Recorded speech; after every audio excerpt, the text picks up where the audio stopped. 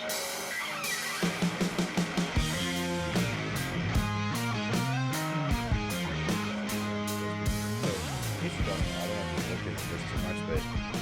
have to sync. This is a different file than that.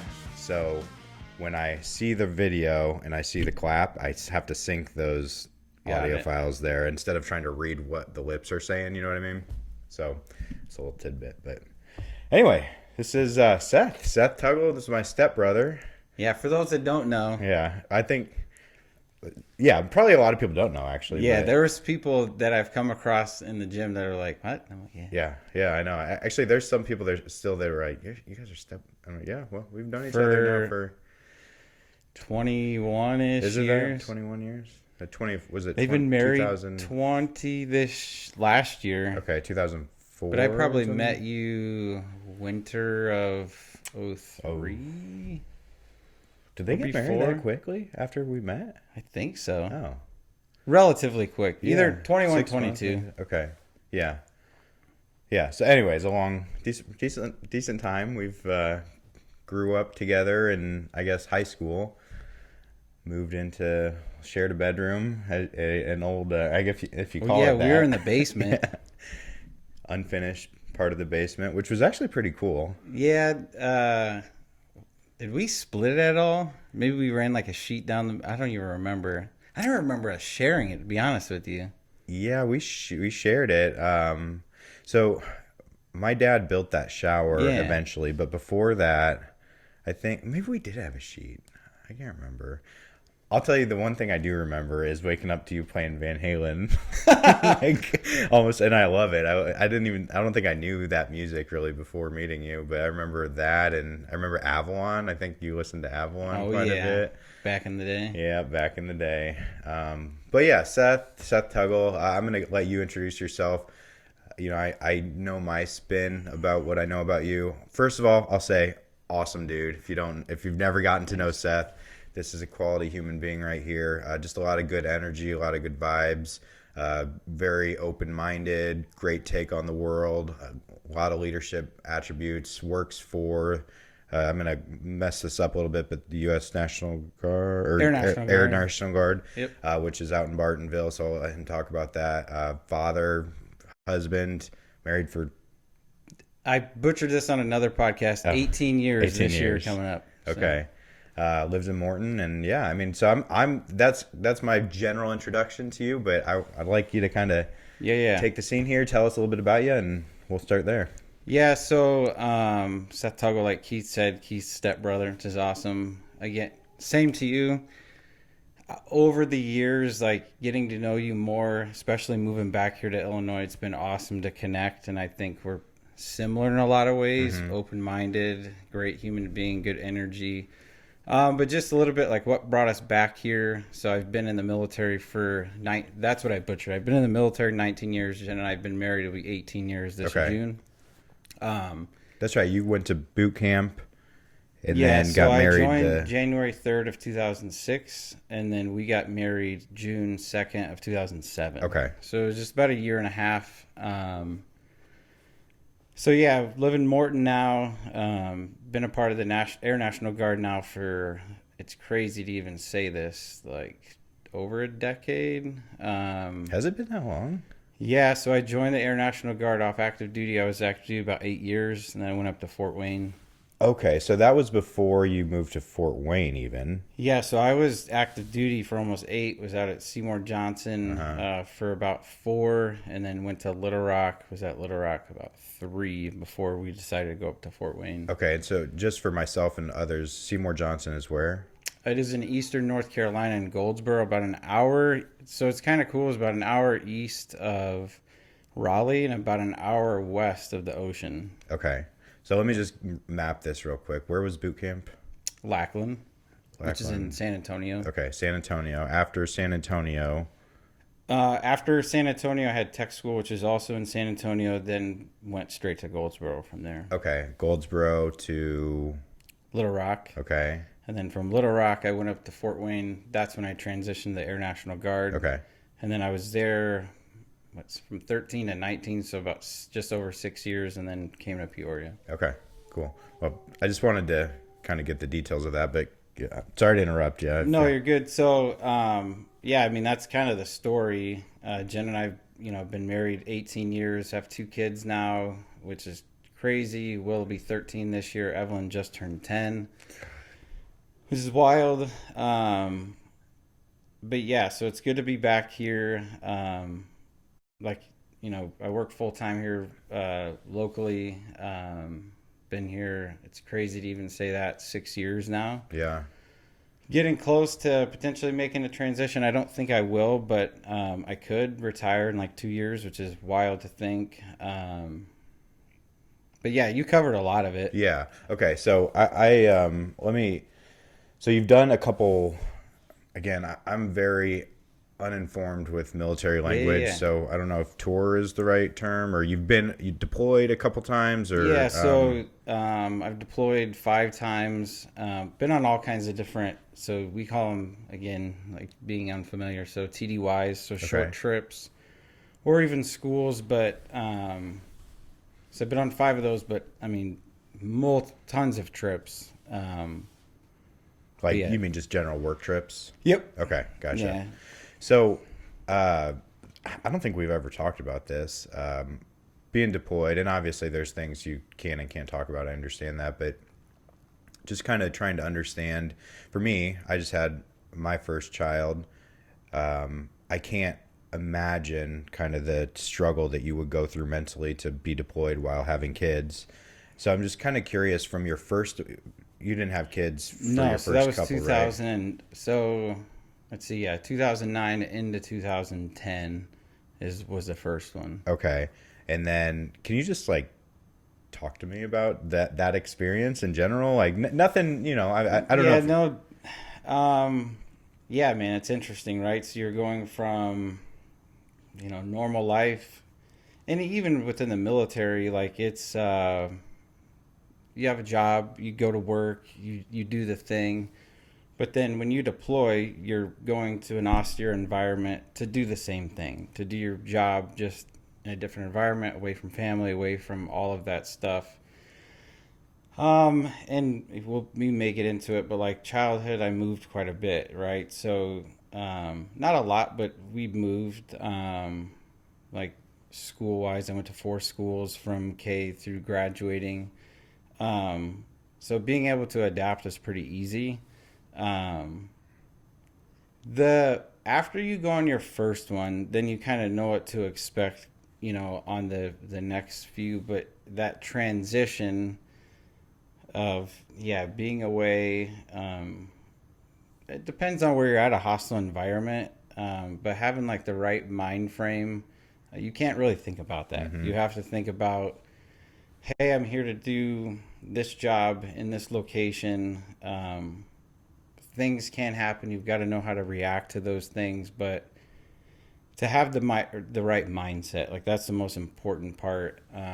Do you think that's something that you have, or is that something that you pick? Because I know from experience and conversation with you that you have the positive energy, the leadership attributes, and that sort of thing. And I'm just curious if that's something that has been picked up by you on your own, or kind of developed through your service, or I mean, it's you got to have resilience too to bounce back from that stuff. I think both. Like I've sought out whether it's books or podcast or whatever, but then like communication too. Like from the first one, plugging in a Cat 5 landline to have some spotty internet to talk to Jenica, or even video. To fast forward this last year, there's Wi-Fi almost everywhere. mm-hmm. So you can maintain connection a whole lot quicker now than, I mean, that was 2009. Yeah. So that was a long time ago. I mean, it's crazy to think about, but I think the iPhone came out, like first gen came out in like '07 or '08. Yeah, and what's funny is before I went, this would have been, was it number 2, I think? It was 2011. Like the iPhone was just like, Taking had off. rolled out. Jen and I actually used, because you can use military orders to cancel contracts and stuff. We actually switched from, I think it was Verizon to AT&T or vice versa, to get the iPhone. Uh-huh. I had no idea. I had a computer in my pocket. So when I got to where I was at, I just took it, stuck it in a drawer, and I didn't really Oh, use it, not really? knowing like, hey, this could surf the internet. It could be an alarm, like all the things. I just put it away, and then when I got home, fired it up. I'm like, I'm such an idiot. Like I had such an awesome piece of Yeah, technology. that is crazy. I mean, you couldn't do as much as you can now, No, obviously, like with all the apps, but you could get on Safari, you could yeah, surf the and I had internet. no idea. I just had my laptop, and yeah, I'm like, what in the what was I thinking? But So how long of a are they all the same duration or does it no, vary? so it depends. It depends on what you're supporting. I've been on it as long as 6.5 months, and then all the way to about 3.5 months. Okay.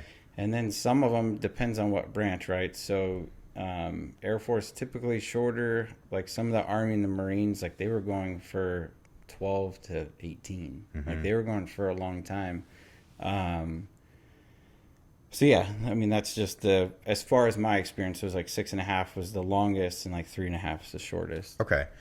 And then, so I guess bringing it back home and what you do currently, what your role is. Obviously, I know there are things that you can and can't talk about, but are you able to just kind of shed light on what, I guess, what that base does for one, and also what you kind of do out there? Yeah, so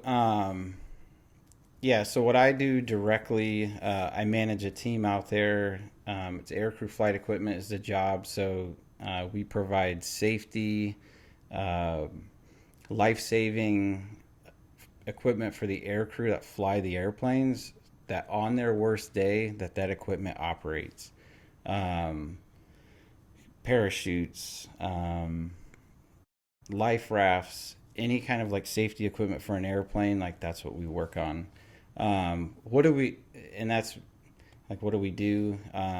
You see great airplanes fly Mm-hmm. around the area. Mm-hmm. That's what flies out of there. And that's the main mission out at the wing. Okay. Very cool. So, rewinding back, let's go all the way back to, I guess, high school probably. Because for me, and I'm just going to shed light on my experiences, and we met when in our teenage years and that sort of thing. It was never like I never thought about going into the service. It wasn't something that I necessarily even knew as an option. But you knew, I mean, instantaneously. I feel like when you were even maybe a junior, or I mean, I remember you were 18 when you went in, Yeah, right? So, yeah, that was something like you see all the commercials. And what's crazy is I took, and I'll just, so I took the ASVAB. So to join the military, you have to take like an entrance exam, officer or enlisted. So AFOQT is for officer, ASVAB is for enlisted. I actually took it for the Marines. I was dealing with a recruiter in Pekin. And then when I went over there, I don't know why I wanted to talk to the Navy, but I scheduled an appointment with the Navy. When I went to Pekin, the guy wasn't in his office, but the recruiter for the Air Force was in his office in Pekin, and then that was it. The rest it's is kind of history. crazy. But That one moment yes, potentially shifted what branch you went into. yeah, because like I kind of, to me, like firefighting sounded Uh fun. huh. The Navy, all branches offer that, but that's kind of what I was after in the Navy. And then, yeah, he wasn't there. The guy started talking to me. He's like, well, we thought about the Air Force. I had an uncle that was in the Air Force. That's the only military affiliation in our family. Is that So that would be my mom's brother. okay? He was in the Air Force. I didn't know For that. 4 years. Yeah. Okay. And he's the reason I only joined for 4 years, too, because he was like, hey, if you don't like it, you can get out. Because typically for active duty, you do 4 and 6 year contracts. But as far as like, I don't know, I remember mom saying, like, hey, you need to, like, college, work, or military, like, you got to do something. Mm-hmm. I really didn't like school. It wasn't like, I'm like, yeah, I want to go to college. Like, no, like, that wasn't. So I'm like, well, give me something to do, give me money, and off I went. So Interesting. So, did you guys have a conversation that she just was like, that, "Hey, you're getting to the point where you got to well, figure it out." was just, growing up, Uh huh. I just, you know, got to do something. Because Sam went to Milliken, right? Yep. For a half a year, He or went for a year, okay. and then it's kind of funny. So he graduated, yeah, went off to Milliken. Sam is That's my brother. brother, Well, my stepbrother. stepbrother. Yeah.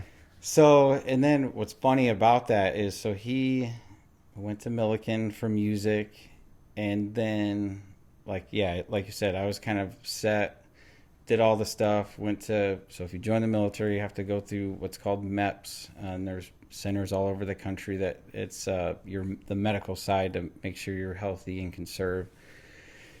So I went through that, and then Sam started asking questions, and I was like, dude, just talk to the recruiter, see if it's something that you would be interested in. He was kind of like, I'm taking classes like most college students. The first 2 years, it's not your degree. Mm-hmm. And the rest was kind of history. He started talking to the same recruiter I did, joined, and he actually shipped out before I did. And our service dates are like literally like 30 days apart, which It's is crazy. wild. Yeah, I remember it being very close. I just couldn't remember kind of the order of events there. Yeah, so a matter of fact, I saw, so at the time, boot camp was 6 weeks for us. Now it's 8 for the Air Force. I saw Mom and Denny halfway through at chapel, and he Oh, was right. graduating, and I was halfway through, which Okay, is that sounds crazy. familiar. And I just saw him, was like, That's and that good. was it. It was wild. Okay. All right. So I've got that down. Okay. So I guess that's a nice overview to see kind of, who you are, what you do. Mm-hmm. I'd like to get into, well, really anything, but you had mentioned that you did a podcast recently with Yeah, with Ben Morrow.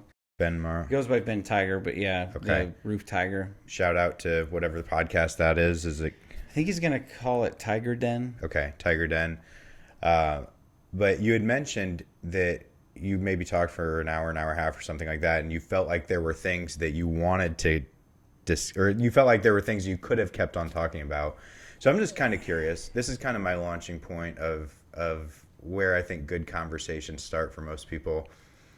What are those things, but I guess more importantly, what are the things that you're passionate about? What are the things that you feel like you have a voice in, that you want the world to know? And we'll just kind of see where that conversation goes.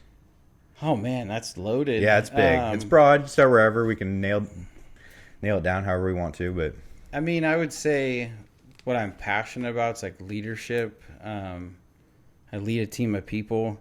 Um, yeah, like what are the best tools of this, right? Like communicating messages to people, like being that example. Like what are those characteristics that people need if they're going to be out in front doing those kind of things. Super passionate about like authenticity and being like your real self all the time. yeah, Um, it seems like we live in a world of not fake, but kind of like we want everyone to see the good, and it's like sometimes it's not. And if you're not that way, I tell the folks that work for me, I hired a guy about a year and a half ago, roughly, and the only thing I told him after I had hired him and we had conversations and stuff, and I said, look, I can teach this job to anybody. And he brought a lot of skill sets that I was looking for from the leadership side. And I said, there's 3 things that I need you to be. And I was like, we can work through any problem. Anything that comes up, if you're these 3 things, I'm like, if you're honest, authentic, and transparent. And those are like the 3, if you can be that, like we can get through just about anything. So where do you think you pulled those 3 attributes from? it's I'm not sure, but I will say like there's another thing I've heard where I said this on this last deployment I was on, and the guy I was working with, one of the guys I was working with, I came back in the office and he goes, "Where did you hear that?" And the phrase is where there is a lack of communication or a lack of clarity, a lack of transparency, negativity will fill that void. And I was like, no, I read it in a book. I can't think of the book, but yeah, like that's the stuff that I'm passionate about. It's like being your most authentic self. Where do you Like, think that passion comes from? Because I'm the same way. I don't. I have those. I think because a long life, I've seen where people haven't been, Mm-hmm. and when it changes the way you see certain people. Mm-hmm. Like if you know something, someone for so long, and you find something out, and it's like, well, if you could have spun it, and if you were authentic, you could have taught a lesson off of Mm-hmm. it. And that's like, not to get into parenting, but that's kind of how I am, or Jen and I are with the kids. Mm-hmm. Is like, it's the only way to be, Yeah. in my opinion. Yeah. I mean, you can mess up. That's okay. And there's certain things, right? So like being in the position that I'm in, like there's certain things, and I tell my folks this: I will tell you everything that I know. Mm-hmm. There are certain things that I can't, if it's for legal reasons or stuff like that. But other than that, like, you will know what I know, and that has paid dividends, like in a leadership piece, because then the people that you lead will come to you and say, "Hey, I just want you to be aware of X, Y, or Z." Yeah. And, one of the best things about being honest is you never have anything to be sorry for, ever. No. There's nothing you can hide. You've been honest. You can say whatever the hell you want, and you have nothing. It's hard, though. I mean, it's really hard. There's a phrase in, so I'll ask you this question in a second, kind of who those people are that you think of, but there's a phrase in John Wooden is a guy that comes to mind when I think of leadership, and he says it's not just be true to yourself, but have the courage to be true to yourself, because it takes a lot of courage to be honest and to make those tough decisions when you're like, okay, this is going on in the background. I know what's best, and it's against the grain, but I'm gonna be honest to myself. You never have to apologize for that. Yeah, and like teaching it, like I've tried to teach this stuff to like Will and Evelyn, and it's funny, like as they've gotten older, and it's like I don't necessarily care about the act. There are some things that are bad, right? Innately, but I'm like, your ability to own the action and learn from it is more important than like what you did. Yep, absolutely. So and it happens so often. It happened like literally 2 days ago, where it was like, hey, this happened. He's like, yep, I did that. And I'm like, all right, like we're getting somewhere. Like that's finally setting in. Now, however, like as a as a 12-year-old, it's not, yes, I did this, and then it's over. It's like, well, there are consequences for actions too, but that, and now they are getting it where now they know that is the most important thing, is to be like, yeah, yes, I did. And it's like, all right, well, we can learn from that now. Yeah. But if you're like, no, I didn't. Yeah. You are now boiling up stuff inside Yeah. that is going to come out in some other aspect of your life. And so even though it's hard, it is very hard to be, especially as a 12, 13-year-old, it's hard to own up to stuff. Yep. But if you do, because you're going to have consequences, but they're going to be less bad. And I tell them that too. I said, you will be in less trouble if you just own it and learn and roll with it than if you hide. I said, because nothing gets better with time. Yeah.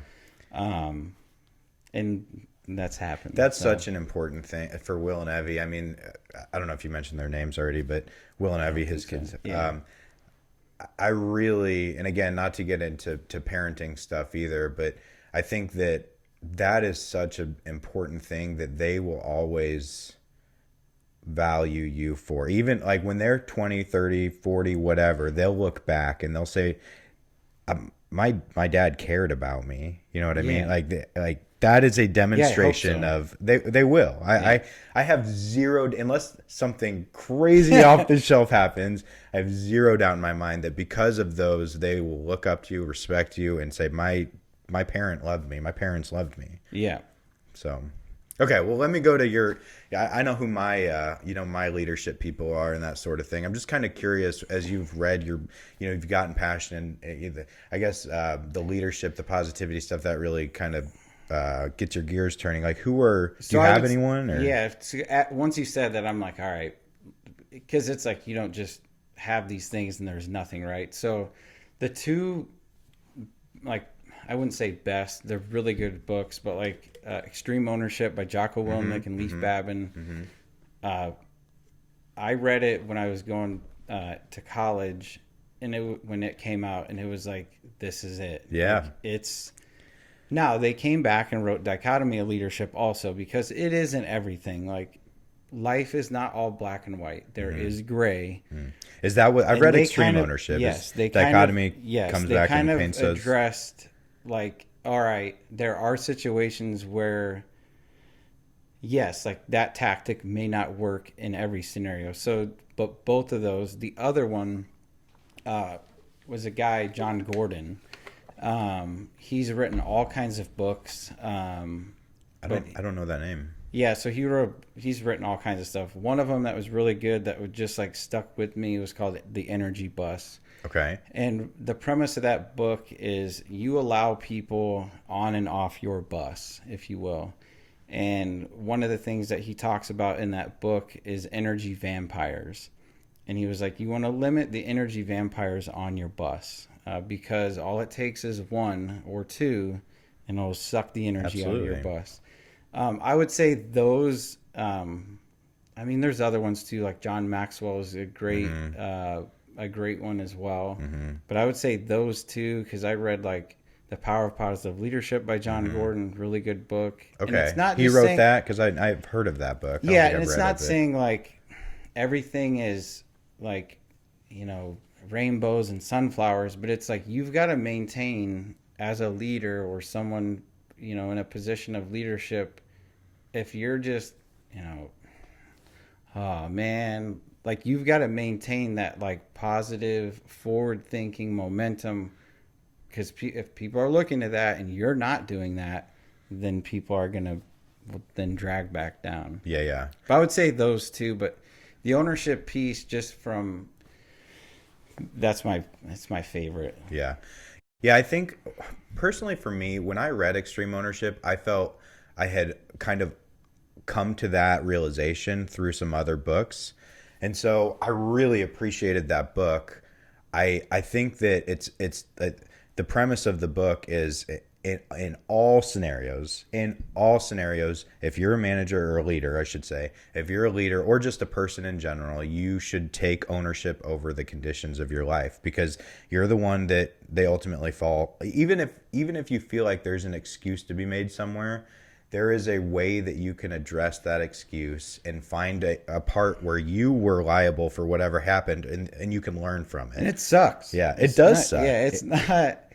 Uh, I mean, I'll just use myself and what I do as an example. Like, I don't, work on every piece of equipment that we have, but I am responsible for every piece of equipment that we have. So if something doesn't work it is ultimately on me, which isn't fun in every aspect, but that's the responsibility. That just is what it is.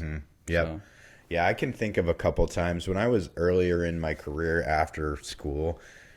I was managing, so I was a younger, like managing I was maybe 25 or something, managing a 50 or 60-year-old man. And by the way, I should say, this is just a total side note.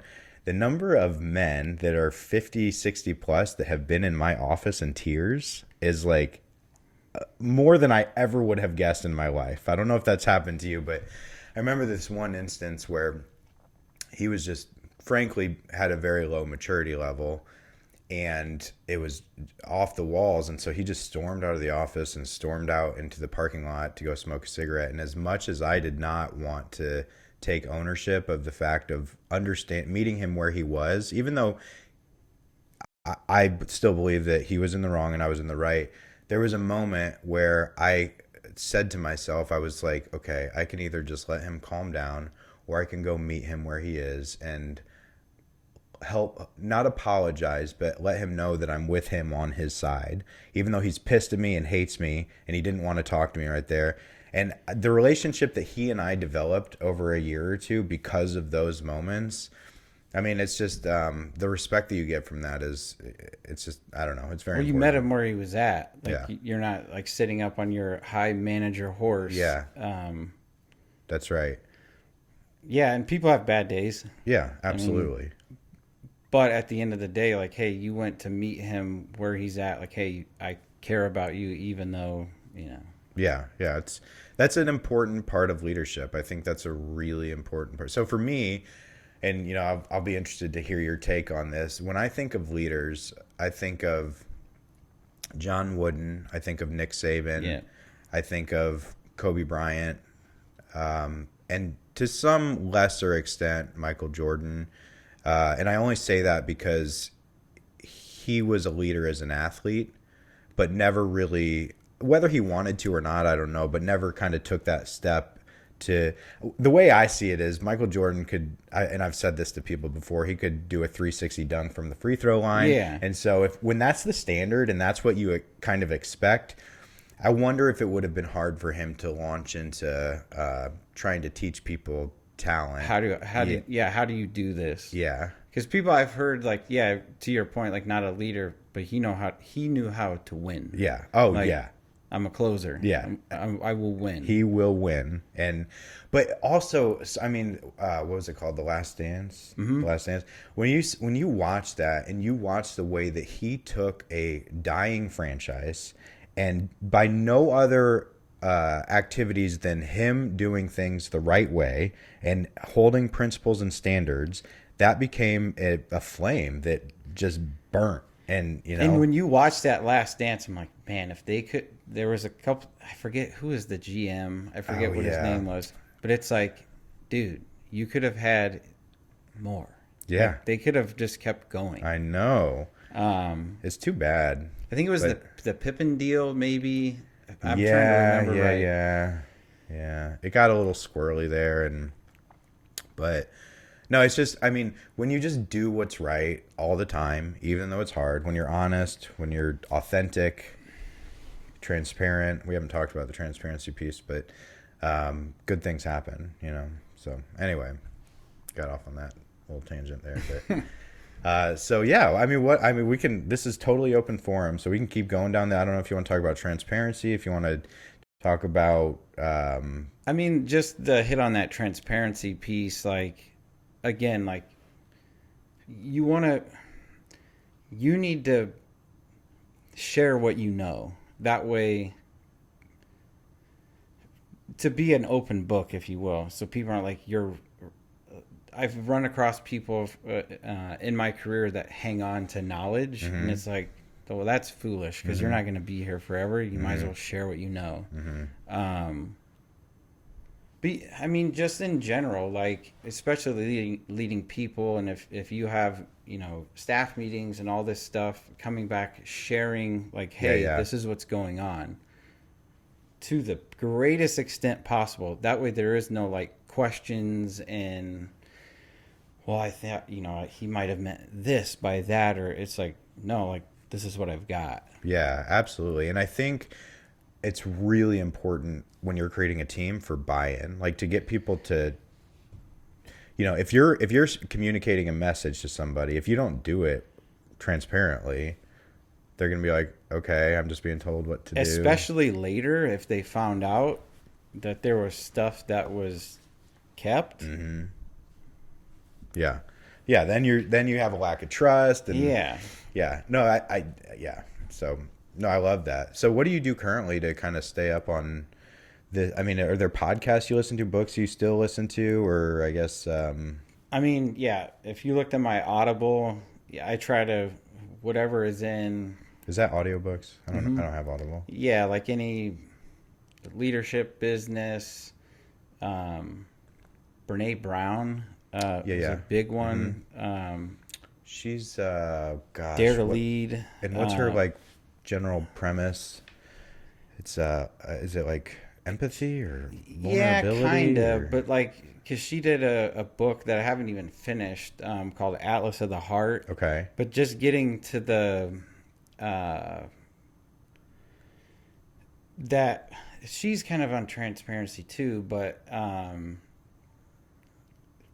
being like an actual human to other people, and sharing yourself with other people. I'm trying to think of the right word. Yeah, I know she's got like Because I was actually talking to Hannah when we were down in North Carolina. Hannah's sister. It's my sister. Stepsister. Gosh dang. Vulnerability. Yeah. Is it? Yeah. Okay. That is her big premise Yeah. is Yeah. like when you lead with vulnerability and share with others your failings, you're a more real person, and people, again, back to the transparency piece also, to come to you and say, hey, I've got a problem, Mm-hmm. this isn't right, or this is broken. If you don't share that, like, you've made mistakes, like you've been a part of stuff like, hey, this hasn't worked. A big thing that I've shared was like not being hired for a position or whatever. um, People need to know that you're not a perfect person. Yeah. And I said what I said to Hannah was like, when you are vulnerable, that is when you're the most real. Mm-hmm. And I'm like, I would, anyone would rather have that than you put a mask on Mm-hmm. and you fake, because you can only do it for so long, Mm-hmm. and then the real, it will come out. It's so like the vulnerability piece, especially for me, is like that's the hard one for me because you're putting everything out there at the time when you're the weakest. So your armor is open for somebody to shoot at, and it can hurt. And I think that the thing for it is like you're you're putting yourself out there um, to be wounded, but you're addressing the things that are problems for you. And I think that that's just a really people say that I've heard people say therapy is hard and that sort of thing. I just started going to therapy, and I've never understood what, like, okay, what's hard about it? Like, you're going to talk to somebody about your feelings and that sort of thing, and I'm starting to see, because it forces you to address your vulnerabilities. Yeah. And it can be uncomfortable. Oh, it's super uncomfortable. There are things that I'm not ready to talk about, but It's one of those things where, like, the whole adage, like, hey, how are you doing? Fine. yeah, Are you really fine? yeah, Vulnerability would be on that particular day, if that person asks you you're fine, to say no. yeah, Well, why not? And then there you go. yeah. Fine is a cop out. Yeah. Nobody's fine. It's just a, Yeah, it's like, I don't want to talk. If you're engaging, so there are some values that, well, with this brand that I'm trying to develop, not just the podcast, but the broader thing. There's some values that go along with it, and what I forget whichever one made me think of that. But there's productive engagement. Oh, engagement. And if you're engaging with somebody, then fine is not going to be okay of an answer. Yeah, no. Like, if you're productively engaging with somebody says, "Hey, I'm fine," and you're just like, "Okay." well, and then some people too, like, you can say that, but some people wear it right here. Yeah. And it's like, well, like, that's a lie. So. Yeah. Yeah, definitely. And that gets back to the being authentic too. It's like, well, not really. Yeah. And that's another And one. that takes, you got to build trust and rapport and all that with people to get to that point. Mm-hmm. But I'm just saying, like, if you start there, and it's easier. Yeah, definitely. And that is a key piece of, again, what I'm trying to do here is authentic communication, relationships. I see, not to get into too much of, my stuff that I'm working on, but I see what I'm trying to do here as opening the door to some less authentic communication that happens as it relates to the city of Peoria in particular, but also just functionings of the city. There's a lot of people in the city, and they do a lot of things every day, and we don't know, like, I have no idea what you do, and I see you every single morning. Yeah. You know what I mean? And so I want to help uncover that information so, we can better understand and know each other and that sort of thing. But No, it's important. yeah. All right, so let's talk about some other stuff. What do we got? We can go religion, we can go upbringing, childhood, we can go exercise, we can go. I mean, we could dive into the exercise piece because I think that's important for this as well. Which one's more important, do you think? Mental health or physical health? And that's not a fair question. I think they play together. Okay. I really do. So for me, it helps this, right? So I manage quite a few people, big responsibility, family, all the things. And that piece allows me to unplug and just get after it. I don't think about anything else but what's going on. Mm-hmm. And then when I get back in my car, I plug in and away I go. Okay. Here's a question, real quick, about this, because I gotta know. I take myself way too seriously at the gym, and I get so butthurt when I don't do good on a workout. And you kill it every single day, Not and all the you time. don't. Well, I mean, the vast majority of the time, it's like you dominate these workouts, but you don't even care, and it doesn't seem like you care. It doesn't seem like you're trying hard, and you're just all of a sudden. We are just talking about this the other day, and you're just done, and you're done before everybody else. So I guess my question to you is to help me. Is it like, do you not care about beating other people? Do you not care about? Yes and no. Like, I'm a competitive person, but at the end of the day, I'm in there for me. Yeah. I'm not in there for anyone else. I'm in there for me, do as best as I can. I don't really care about, like, yeah, I mean, it's cool to like measure yourself against other people, but I don't really care. Like, I'm in there to put in a good day's work, to work the body, and yeah, I don't. And for you, like, I'll be 38 this year. How old are you going to be this year? I'll be 36. The vast majority of people are not doing what we're doing on Yeah. a regular basis. Yeah. And that's how I look at it. It was like, because there is a level of fitness that I have to maintain for the military, and I don't have to think about that because of that daily grind, right? Yeah. So a byproduct of that daily grind, like, all right, cool, I got to go take a PT test. That's fine. Yeah, and that's the other, like, we might be getting beat, but we're getting beat by someone that's 10 years younger than us. Okay. Like, Yeah. when you're nearing 40, I hope you're doing as well. Yeah. Well, in my case, I'm getting beat by somebody who's 2 years older than me. So. But I mean, okay, I want to say I would like to get to where you are, because as much as I want to say that I'm in there for me, I am, but I'm in there because, for one, the community makes it really easy to go work out. And so it's a good vibe for me when I go do that. I mean, I love my runs when I go on my own and everything like that. But I wish that I could get to the place where I don't. I mean, I do. I get annoyed with myself if I have a bad workout and I get beat by somebody. It's. I'm trying to think what we did recently, and I just got completely crushed. And I'm just like, it's whatever. Like, Was it within the last week or two? maybe, I don't know what we did. The 3 Fran workout. Yeah. I did not do that as it was written because I knew I wouldn't. And it's like, look, I'm 37. Most people aren't doing this. So, oh well. Okay. That's a good way to look at it. I just think I guess for you come back the next day or the next 2 weeks, and it's like, you're on top of or near the top of the leaderboard, other than, people like Matt and. Yeah, and that ship sailed. Yeah. So Yeah. I really care about Yeah. that. But no, I just wish that I could get to a place with where you're at. And I will say Scotty has helped me with that, kind of Yeah. let go of some of that stuff. But I feel like I could always, and this is part of the battle. Like, I feel like I could do better. I could be better.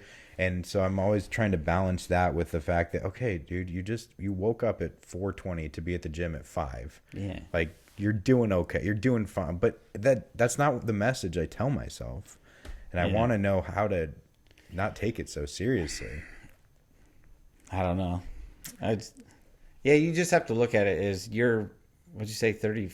I'm 35. I'll be 36. Yeah, you're a mid-30s parent, working, all the things, and you're still doing this. Yeah. So. I'll do my best. I'm gonna take the Seth method and, just slow down, appreciate it, take a big breath. Yeah, because honestly, the one we did the other day, the deadlift one, I thought you were gonna kill me. Yeah. No. Yeah. No. Yeah. The bike, man. You just hammered down on the bike, and I couldn't. I was like, but But you talk about like mentally, because like mentally, I'm like, I don't know about this one. We'll see once we get there. Okay, let's go to that moment. Let's go to the moment, the pain cave. Because for me in the pain cave, I think that I have the opportunity to make it to embrace that, or I think I have the opportunity to pull back a little bit. And I think 9 times out of 10, I probably pull back. And and I don't know if that's a point of weakness or what. Like, do you when you're in that moment of this sucks, like where do you go? I don't like that day. I'm like, all right, we're counting down. Like I think it was like 40 or 60 at 1:30, and I'm like, all right, all I've got is 40. Like even if you have to do this one by one, that's all it is. Now you got about to do a lot of calories, Yeah. and then just close your eyes, and just do it. So what's hurting? Like what's hurting when you're like 30 calories into that 80-calorie bike? What's hurting? Your legs probably most, Your leg, not your lungs at all, or okay. and that's just from over time. Probably just over time because ran a lot. So like building that, Yeah, you are a good runner. you're building the cardio machine. Okay. Yeah, no, but I guess the original point, the launching point here is, the mental health versus the physical health. Yeah, I think they do. I think it's both. Like, because the other thing, and not even take what we do aside, the confidence, the look better, like all of those things play into mental health, in my opinion. Yeah, absolutely. I think that what's interesting, it is kind of like the chicken or the egg thing because I don't know which one comes first. I almost want to say that physical comes first, like not in terms of importance of priority, but from my own personal experience, launching into. I mean, I went to the before I started CrossFit or whatever. I went to the gym and I just couldn't really get motivated the way that I wanted to. Same. Was it the same? Yeah, I would say, and what would be the draw, and same for you, or what keeps you coming back is the people. Yeah, yeah. Because I could do this in my garage. Yeah, Too. and I've tried. Same. And it's just not like the intensity isn't there. It's just not the same. But what I will say is I was going down a path of, I probably have some pretty douchebag tendencies right now, but the douchebag tendencies that I had like back in 2011 and 2012 were probably far superior to my douchebag tendencies now. I was going down a path of extreme douchebaggery, if I might say that. And then when I started exercising regularly, I had some stuff happen in my life and that sort of thing. I stopped making the excuses. Like the physical piece is what really got me to take some ownership and say, okay, like just stop. Everything coming out of your mouth is an excuse right now. And so I mean, I can't imagine that was 12 or 13 years ago now. I can't imagine the place that I would be in if I hadn't started the physical exercise piece, if I would still be a little whiny little bitch, or which I still am to some extent. Ask Krista, she knows all about that.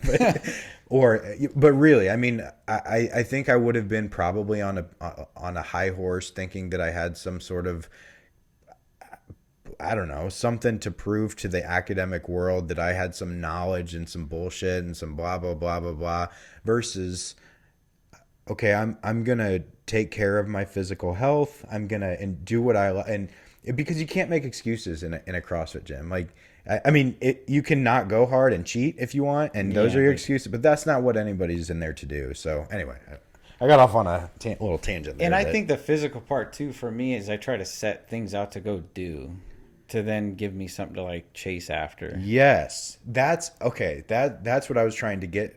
That point right there is I remember going through the day thinking like, okay, I have a paper to write or I have this task that I have to go do. And I was like, okay, but you just did this really hard thing in the morning. And so I know that you can accomplish a task that you set your mind to. And I think that really kind of, I don't know, it's got the flywheel spinning on some other aspects of life. But anyway, so there's that. So where else are we going? What else are we talking about? because I got stuff I can. I mean, I don't know. You know. Go for All it. right, let's go. Let's go religion, because we were raised. We have the. I don't know where you stand on your religious experience. I'm not religious in any sense of the word.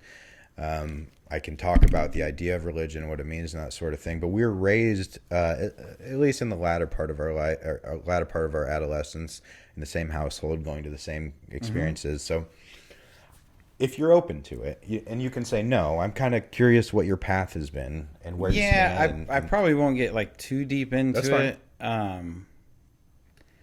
I would just say, so being open, so to Keith's point, yeah. So I'm a PK. My dad was a pastor for 25 years. What's a PK? Pastor's kid. Oh, never heard that. Yeah. Um, and then your dad is very, and my mom are very Super religious. faithful people. But I think like once I left the house, joined the military, experienced deployments and just people and cultures and all of that, you start to see um, the world a little different. And I have kind of adjusted things throughout life. Like I still have faith, I would say. Do I go to church all the time? No. But I do think it's important, and it doesn't have to be, then you said religion, does it have to be Christian? Like, no. Like, but I do find, especially like when you go through hard things, to have something. And it doesn't have to be, but to have some sort of something to believe in, I think is important. Yeah. So Because when we talk like in the military, like we've got four pillars: physical, spiritual, physical, spiritual, mental. Anyway, spirituality or that is a pillar. Just something to believe in, I think, is very important. yeah. So when was it for you that you started? Because in my mind, we're pretty ingrained into Christianity, and like the Jesus is God, like that's the way it is. And there's these other religions out there, but that's not the way it is. Like that's how I was raised, even though I had the Judaism background and that sort of thing.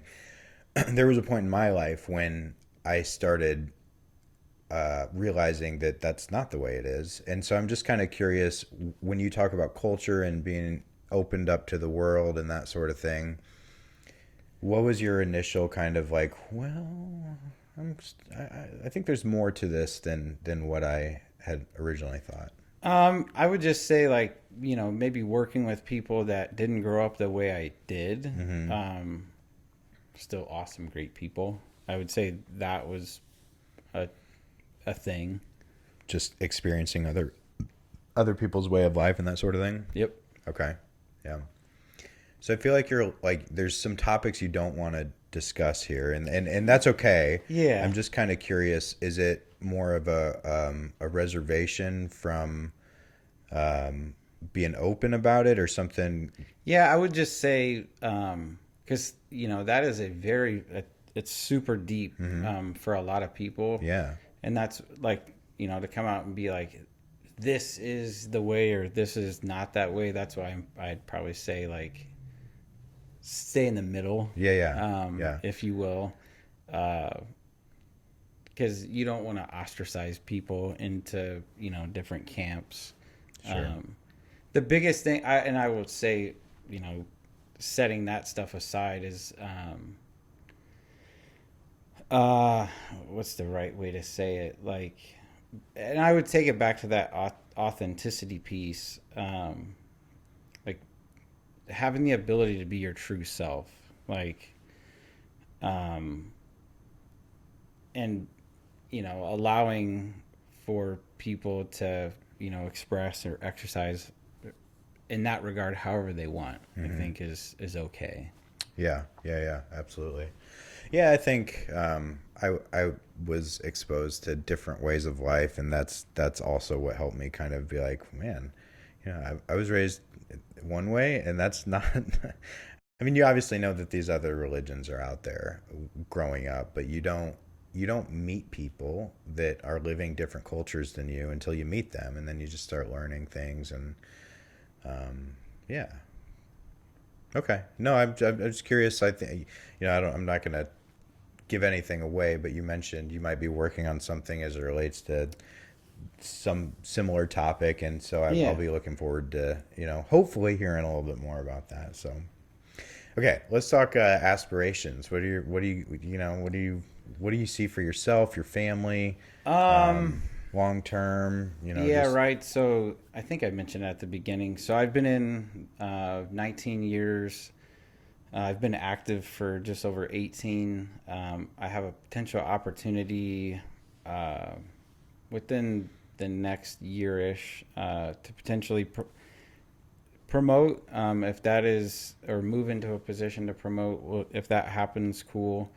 Um, I could also retire in 2 years, which would be okay also. I guess aspirations after the military, because this is all I've done, right? mhm. So to wear the uniform for, by the time I retire, will be half my life. Mhm. To do That's something, crazy to think about. yeah. So like the excitement to do something different is there, but then also like the nervousness of Yeah. that. Um, so that's all I've done my whole life. I don't. I think it will be a okay transition to go do something if that's what Jen and I choose to do. Um, but yeah, I mean, it's kind of exciting. I don't know in what. I have my degree in business. Mhm. I'm actually. I've had a couple different runs at starting and doing a master's program. I hope to do it before I retire, or complete it before I retire. But I want to do management, either leadership or HR. I'm not sure which. Mhm. But then do something. I know yourself, but then a couple other people I know work in the cat realm here Mhm. locally.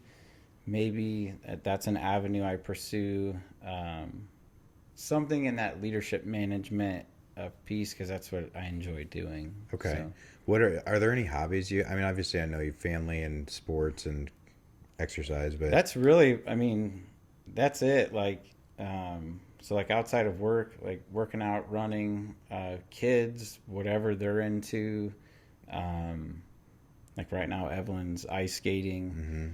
Will's in band. I mean, that's Yeah, when your Will and I. kids are, Will and I are avid sports yeah, fanatics. yeah. We've been going the last. This next year will be year 3 that we've had season tickets over in Champaign for football. So doing stuff with the kids, and I said this in the last like doing things with the kids that I wish I would have done when I was their age is kind of the goal right now.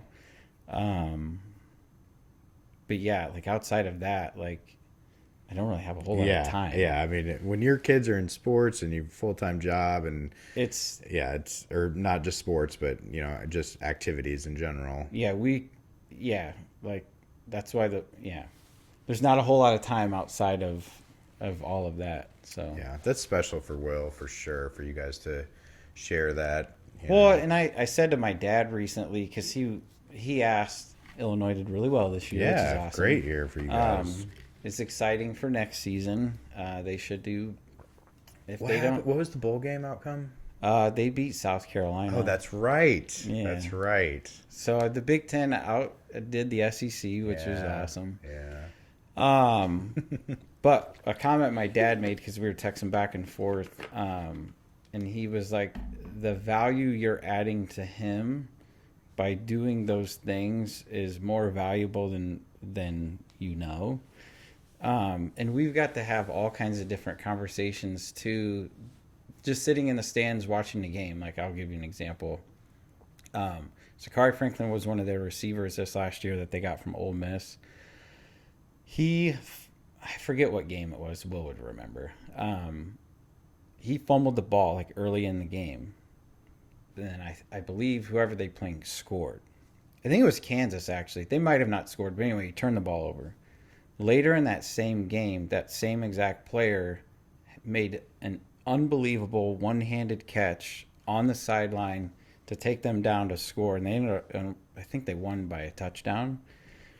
But I sat there when that happened. Stadium's going crazy, and I looked at Will. I said, let that be an example to you that you can make a mistake and then come back, and he's now the hero on Sports Center with the one-handed catch. And I think he caught a crazy catch, like with 1 foot in bounds too, that same game. But I told Will, I was like, remember that. Like, you can make a mistake, keep that right mindset, and you can go back and then be the hero. Yeah, absolutely. So, but yeah. I think that's awesome. Like, to that point, I mean, we're kind of filtering back to the leadership aspect of it, but you have a couple options in that moment of the fumble. You can sulk and be a little bitch, for lack of a better term, which that's really easy to do. That's the path of least resistance. Or you can keep your head up, stay in the moment, understand that either you've put in the work to be where you are right now, or you haven't. And are you going to go execute the next play or not? And so, yeah, I think that's a really, like, for you to be able to share those moments with Will. Yeah, I think your dad is 100% right. Those are important building blocks for who will develop into. Yeah, and he's other thing podcast wise, because he's thinking about, like, hey, journalism potentially, and we may, like, not call games, but like talk about them and stuff like that. Oh, so cool. Potentially we may. Is he a big Illinois fan? Oh yeah. Okay. I knew he would. William. Oh, any like Cubs, big baseball, okay. and then Illinois too. Okay. Yeah, that's right. I remember the Cubs. I don't remember Illinois so much, but because I knew he moved to Florida, right? Oh yeah, my dad. Oh, yeah, sorry. Still huge. Oh yeah. No, yeah. You're talking about Will. And my dad's also a Cardinal fan. So oh, is he? Yeah. How did that happen? Just was. So what's crazy is his grandpa, so my great grandpa was a Cubs fan, and that's why I'm a Cubs fan. Okay. And yeah, somehow Dad split off of that. So is Will pretty hyped about the new Bears hire, or does he not care yet? Yeah, I mean, there's hope there. Yeah, I know. It's like the same story every year. It's like, but this is a management leadership change with somebody who's seen the way that a good football team operates. So. And he took their quarterback, and they did really well. I think it's Goff is their quarterback. Yeah. The line. Yeah. Is that right? Mm-hmm. I think so. Yeah. Okay. But yeah. So anyway, we could get off on that, but no, I think that those moments, to be able to share them with your kids, I think that's stuff that I wish I had a little bit more of growing up. But it's a different world that we live in. Same. That's nothing to you, Dad or Mary, it's just a statement. But yeah, so other things you want to talk about? I mean, I want to give you an opportunity to kind of, we probably have, I don't know, 10, 15 minutes if you want. If not, then we can, And not necessarily, unless you had like other. No, I mean, I could always, I'm curious maybe a little bit about the stuff that I think you're a little hesitant to talk about. Just the only reason I'm curious about it, like from a religious standpoint, is because that's what I want to do with this podcast, is drill into people where I want people to, explore and talk about what the things that are near and dear to them, even if it's hard to. So, but I'm not going to push on that at all. So, I don't know, just anything that you have on your mind that, let me just say that I think that this can be a platform for people to come on here. And I wish for me, for example, that I had a platform, and that's what I'm trying to do, to speak the things that I want to speak into existence, that I don't feel that people either understand about me or necessarily care to hear. So I'm just curious, if there's anything that you want to, I guess, and if not, that's okay too. Yeah, no, not necessarily. Though, I guess I would ask you. I was just this is your podcast and stuff. So, you had wrote and you can talk or not talk about it if you want. So, the letter in like because you posted it on the homecast, I think like the letter that you was talking about the gym. Um,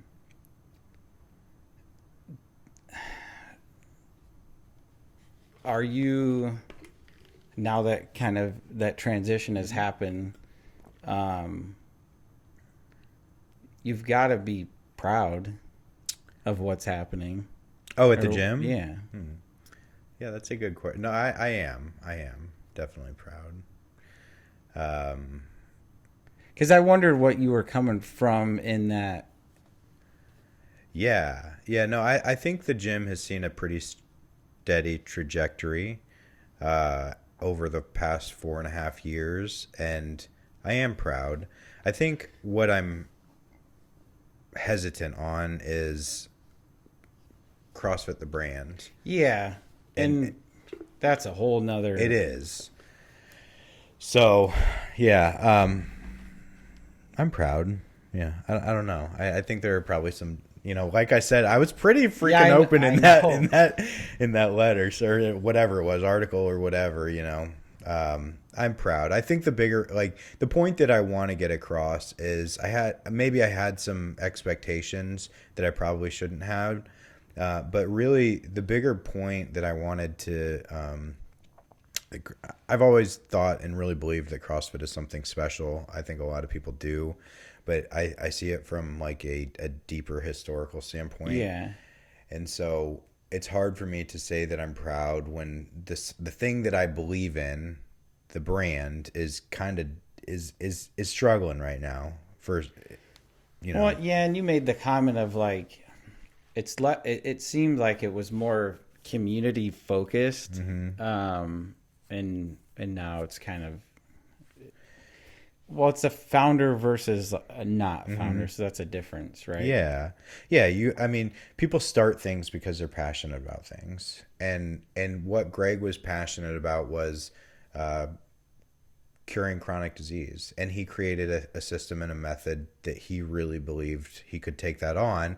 And it wasn't just inside of a gym, it was battling legal battles. It was taking down institutions that said that Gatorade is good for you when it has, and so that piece is kind of missing. And that's RFK Jr. now has kind of taken a lot of like a lot of the poster child for there's some sketchy things going on in the FDA, and so that like that battle is still being fought, but it's not really being fought by CrossFit. And what CrossFit I think is doing right now is they're doing what they've always done, and they post WODs on they show how to do the movements, they do the level ones, but that's it, and so I don't know. But yeah, to answer your question, I am proud to go down there every day to see that Krista and I invested money in Peoria and created something that is really good for Yeah. this central business district. So, Yeah. yeah, no, I appreciate that question. Yeah, and it's not the only way. I mean, there's other ways too, but no, it's awesome what you guys did, and it's still going, which is cool. It's going well, and people look up to people there. I think a lot of people look up to you there. The number of times that I've heard people talk about you and how great you are and all that sort of thing. I know you don't care to hear it, but it's true. You're doing really, really good. If I kind of tie a bow on everything we're talking about, to bring it full circle, there are not a lot of people that I would compliment in this way, but uh, you know, you have just a pure authenticity about you. I think that you're living the values that you're preaching in terms of honesty, authenticity. Never ever hear you say anything bad about anybody, and that I is appreciate people's that. that's people's comfort place. Whenever there's something that is quiet or there isn't something to talk about, people tend to gossip and people tend to start complaining. I never hear you do that. And I think that's one of the biggest testaments that I can think of to who you are as a person. Obviously, I know you love your kids. I know you love Jenica. I know that, your wife and everything.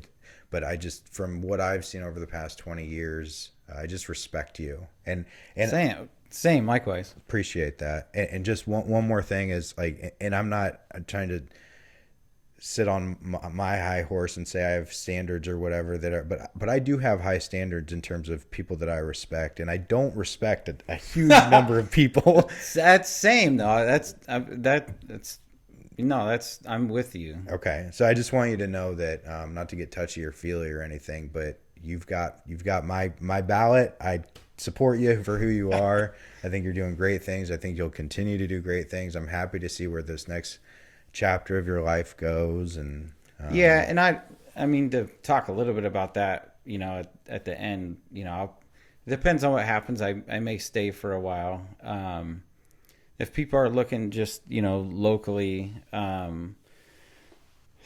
to a little bit of a tie for out there, for sure. If folks are looking to either serve or continue service, we're always looking for people. You talking like any age group, or is it like so? I believe high school and I believe we cap at 39. Okay. I didn't know that. I believe. Yep. See, this is stuff that I need to know. Yeah, so I believe we cap at 39.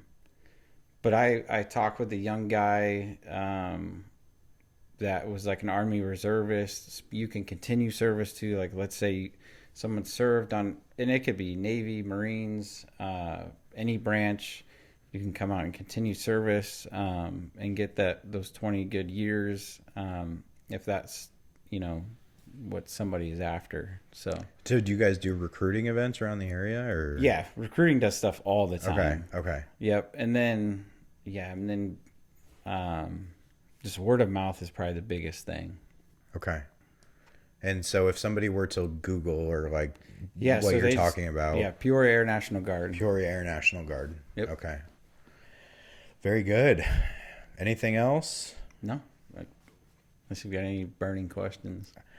I can't think of any that I would drill you with right now, but I intend to, my goal right now, I don't really have like a number, but I'd like to complete 2 episodes per month right now, just with a busy life. So one thing I'll say is it's been harder to find people to get on the show than I thought it was. So I really appreciate this, and I think that will pick up over time. Yeah. And I will have great appreciation for the original people that said yes, I'll come talk. Yeah, because this is it is interesting. Yeah, being on camera is hard. That's something that I've had to. I mean, you should see the number of reels or takes that I have where I'm like sitting here like fidgeting and like, okay, Well, that's like on the other, like you catch yourself doing all kinds of stuff. Yep. And then you listen back to it and you're like, I sound like an idiot, but you get over that stuff. So no, I really appreciate it. I'm likely to have repeat guests. So, yeah. I'm happy. If you do think of anything else that you want to talk about, or you want to develop your ideas. Yeah, maybe later on we will. Sure. All right. Well, Seth is my stepbrother. Just tie it all in. Yeah, we're we really appreciate it. Thanks for doing this. Yeah, you're welcome. Cool. Man.